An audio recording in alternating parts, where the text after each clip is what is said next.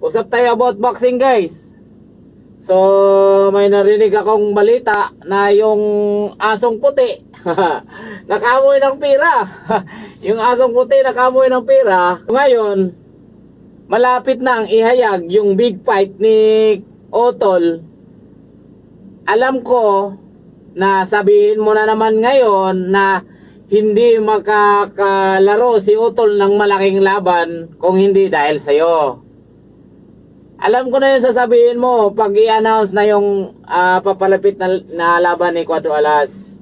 Samantala, si Tai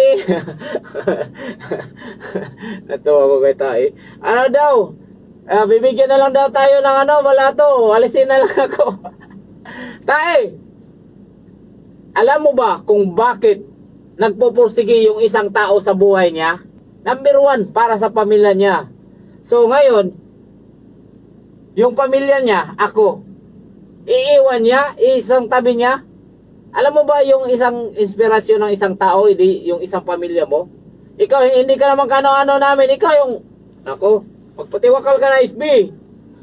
Alam namin, sa team namin, kung kailan magaganap yung Naoya Inoue, kung kailan yung nalalapit na laban ni Otol ngayong taon, pero hindi namin inuunahan yan. Ito lang ha, real talk.